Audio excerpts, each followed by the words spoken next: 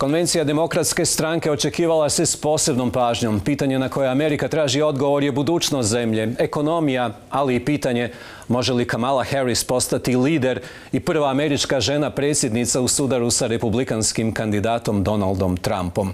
3 puta do sada delegat na demokratskim konvencijama, s nama ovog trenutka u Chicagu, Susana Mendoza, glavni financijski revizor države Illinois i žena s puno iskustva u američkoj politici.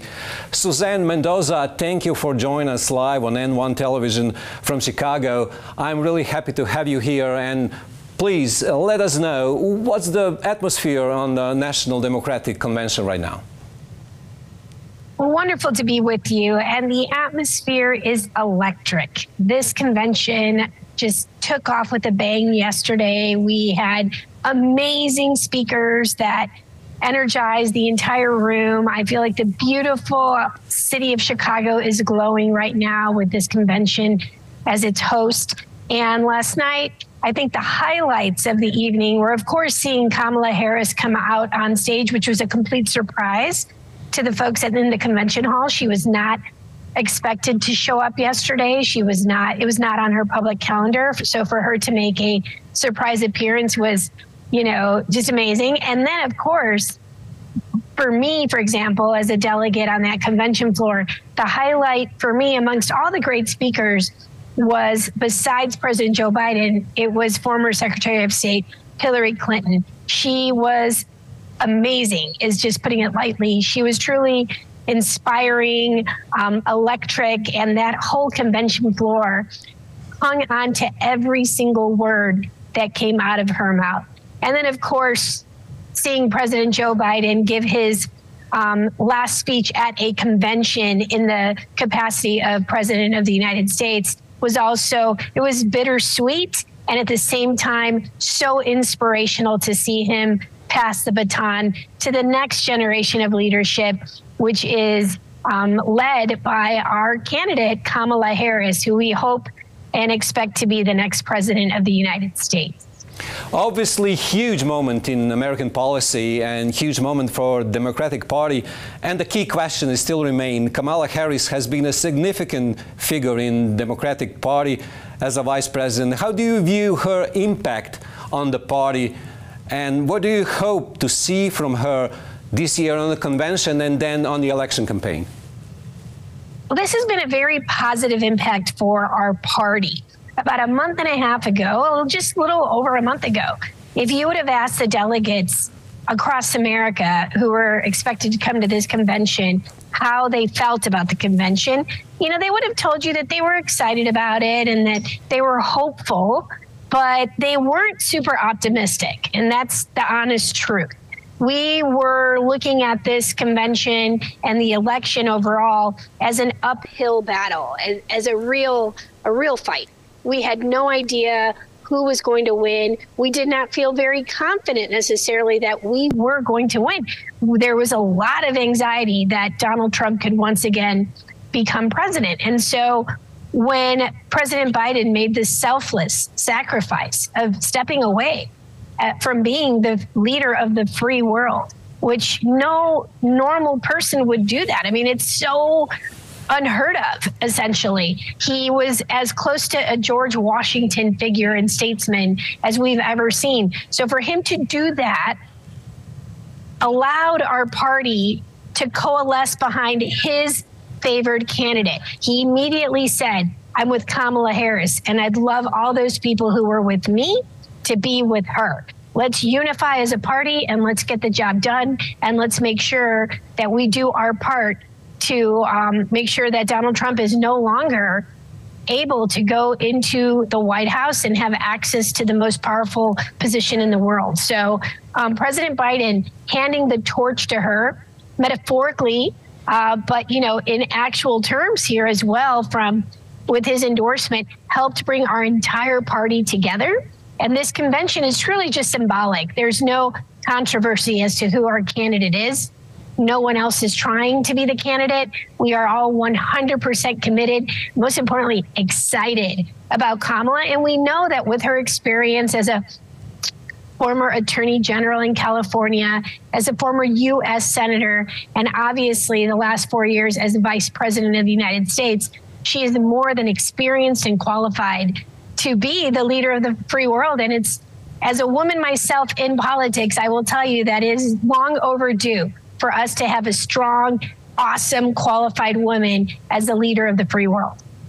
Still, the main issue is how she's gonna run the campaign. As someone as you who has a deep connection to both state and national politics, what do you think? What is the most critical issue for Democrats to address in upcoming U.S. elections? So there are, I think, obviously we care about so many issues that affect the American people, but I think the two areas where she's going to really bring it home is in the area of reproductive rights, because you see that even Republican women, excuse me, will tell you, I mean, they are very frightened about what is happening in America with Roe v. Wade being overturned at the Supreme Court level.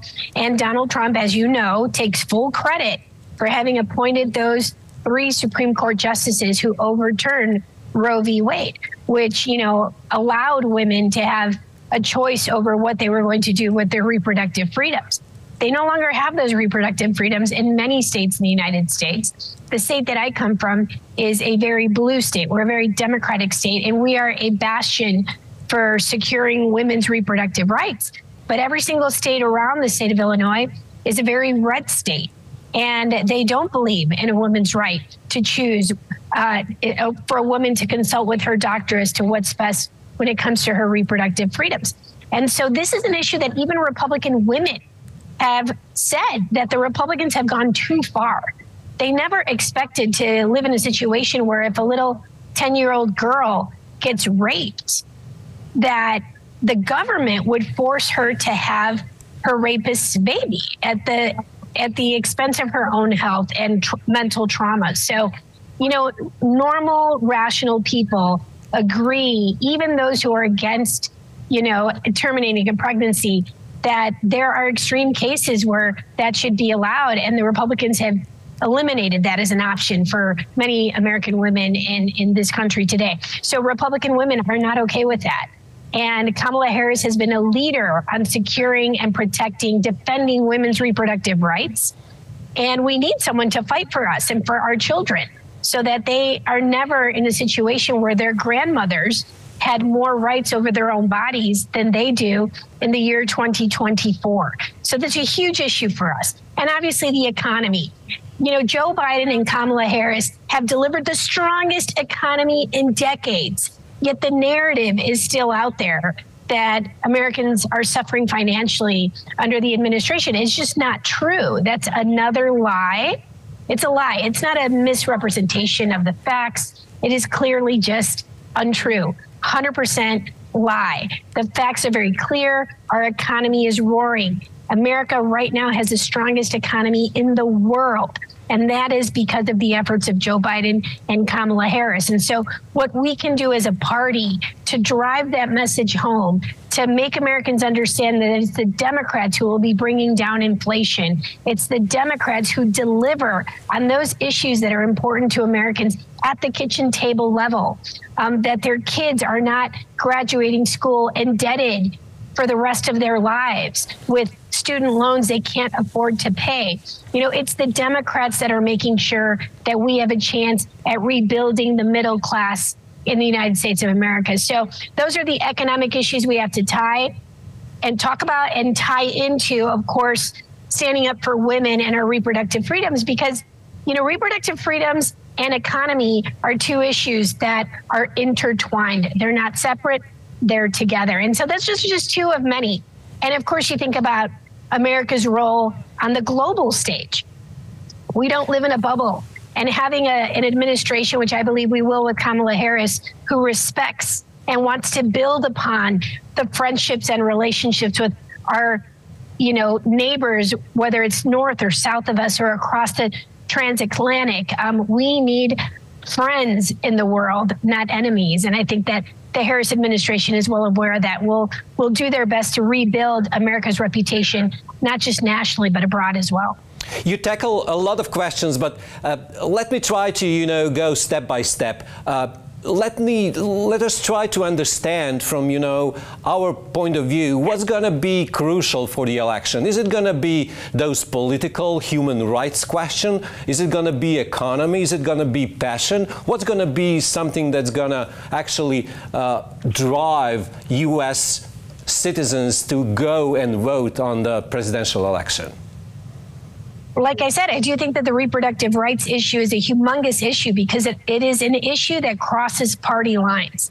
And it is an issue that I think the Republicans for many years campaigned on overturning Roe versus Wade, but they never thought they'd actually accomplish it. And when they accomplished it, they awoke a sleeping giant, which is women. Women who are going to fight for their daughters and for their granddaughters. Men who would literally go to jail because they would not allow somebody to get in the way of them being able to give medical care to their daughter who is a victim of rape. This is a very real situation that our country's dealing with and grappling with the consequences of the dismantling of Roe versus Wade. And it is an issue that affects people in the most personal and private way. It's an issue that crosses party lines. And I truly believe that Kamala Harris will make the case to American women, whether they're Democrats or Republicans or independents, that it's our party, the Democratic Party under her leadership, that will protect and champion our reproductive rights and freedoms. Those are medical rights that we deserve to have in this country. And then, like I said, the other major issue is the economy. And Democrats are much stronger on the economy, where it affects actual poor people, middle-class people, all of the economic classes. It's the Democrats that deliver for these constituencies. Donald Trump only cares about his constituency, and it's a constituency of one. It's called Donald Trump. And I think that Kamala Harris is going to make the message to Americans that she's going to represent everyone, whether they vote for her or whether they voted for the other guy. That's okay. She's going to be a president for all people. And that's what this campaign is going to be talking about, trying to unify the country, selling our message that if you care about the economy, then you need to elect Democrats. We're the ones who fix the mess that the Republicans leave behind. And if you care about women's reproductive rights, it's the Democrats. Not only do Republicans not want women in America to make decisions over their own bodies when it comes to ending a pregnancy, which might be medically necessary, they don't even want women who want to start a family but have trouble starting a family having access to fertility treatments. That's just far beyond what any rational person in America believes. And that is why they're going to lose Republican women who are going to end up voting for Kamala Harris, or at the very least are not going to vote for Donald Trump. That's what's going to help us get this election put away and finally allow America to shatter that ultimate glass ceiling, which is the presidency of the United States. And I am looking forward to telling my friends in Croatia that I'm speaking to right now that I do feel very solidly confident, but not overconfident, but I feel very true to my bones that someday I'll finally get to say in the near future, Madam President of the United States. Quick on the economy. We know that your leadership during the Illinois financial crisis has been lauded. What advice would you give to national Democratic leadership and Kamala Harris on the financing policy, especially with those new announcing of the tax policy? Is it going to be useful? Is it going to be go for Kamala Harris in the campaign? Certainly, I think it's helpful to recognize that families are struggling in America. They're struggling in every country, but we've got to take care of our families here. And so when these families are struggling, it's important to have a president who understands that, who didn't come from, crazy, obscene wealth. And it's okay to have that kind of wealth in America. That's what this country is about. We're a capitalistic society, and it's okay to grow wealth. But you cannot deny that someone who doesn't come from wealth understands how difficult it is to not have it, and therefore has a better pulse of the American people overall, because the overwhelming majority of Americans are not millionaires. or billionaires. The people who really need the help are the people who are struggling to put food on their table, to send their kids to college, hoping that their kids don't get indebted for many, many, many years and unable to get off their feet and pursue that American dream. Someone who has actually been through tough times in her life, as she has, but understands the value of education and how that can be an equalizer and a game changer for Americans that, don't live in the wealthy zip codes of our country. Someone who understands those everyday challenges of Americans is going to be a better leader overall. Most importantly, someone who loves their fellow American, who respects and values their fellow American, who is dignified in the way that they lead, is going to be a better leader, not just for America, but also will create more friends for America, because the rest of the world will once again respect us the way we would hope to be respected. We don't get that with Donald Trump. There's a clear contrast. And so we're going to focus on all what's positive about our message, what we can do and what we can deliver for the American people. I've shown as Illinois controller that I can inherit the worst financial disaster from a prior billionaire Republican governor who pretended to be good at math, but was actually very terrible at managing our state's finances. As a Democrat, I came in, took on the challenge, and put people first. Always said, let's do right by our citizens, let's do right by our residents, by our people, let's run our government with a moral compass. And when you do that, you end up making really sound financial decisions as well. So our federal government needs to make sure that we're not spending more than we bring in, but that we're prioritizing our investments in areas that have good return on investments. And that's why investing in children, in their education, and their parents' ability to grow their economic wealth through capital development and workforce development programs, all things that she champions, holding people accountable for crimes, but also helping them learn skill sets to be able to re-enter into society, is a balanced approach to justice. Those are all things that she has experience with. She's a federal prosecutor. Donald Trump is a convicted felon. The choice really couldn't be clearer for the American people. And I have faith that the American people are going to do right by our country, not by her, but by our country. They're going to do right for themselves, and they're going to help America get back on track by electing our nominee as the next president of the United States. That's the goal. I think we're going to do it. Given the, what you said, and given the current polarization in American society, what kind of campaign strategy do you expect from Democratic Party to adopt? Do you think it's going to be useful to return or answer on some kind of threat or words from Donald Trump calling Kamala Harris lunatics? What campaign should we expect? What kind of campaign should we expect in the election campaign? No, I don't think it's, Donald Trump is like a schoolyard bully. So you just keep doing what she's doing, which is winning. Every day she's winning. Every day she's building momentum. Every day she's becoming better known about her platform. And people are hearing her talk.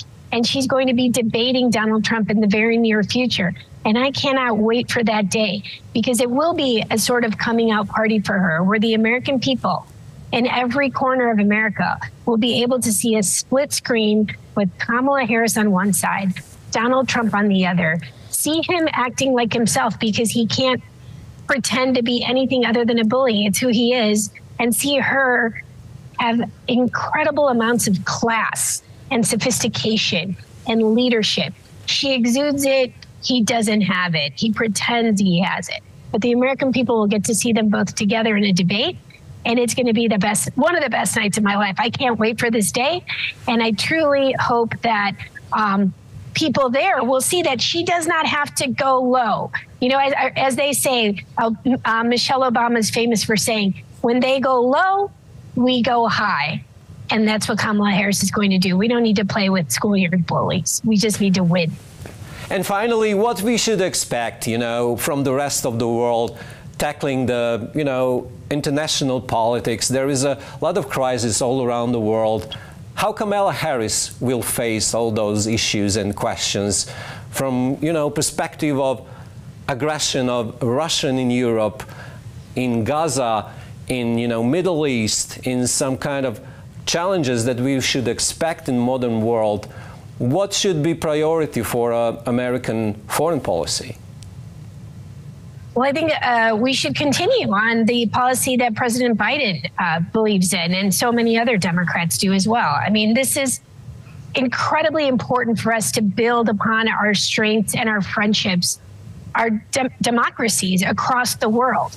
The United States has massive partners. We value our relationship with Croatia. We value our relationship and respect Ukraine's independence, and we'll be there to back up our friends.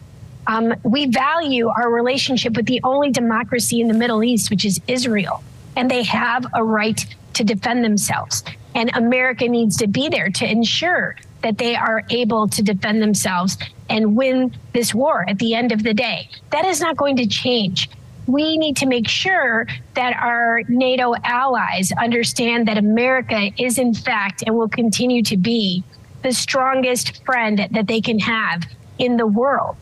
But America needs to regain its respect that was lost under the bullying antics of Donald Trump and the disrespect that he clearly shows to everyone other than tyrannical dictators. I mean, Kamala Harris is not going to be best friends with Putin. She's not going to look to establish a loving letter-writing campaign with Kim Jong-un. It's not going to happen. America knows who its friends are, and we're going to make sure that we're there to support our friends, to stand up for our friends, but most importantly, by doing so, stand up for democracy across the globe. Thank you very much. There was Susana Mendoza live from Chicago talking for N1. Thank you very much. Thank you for having me.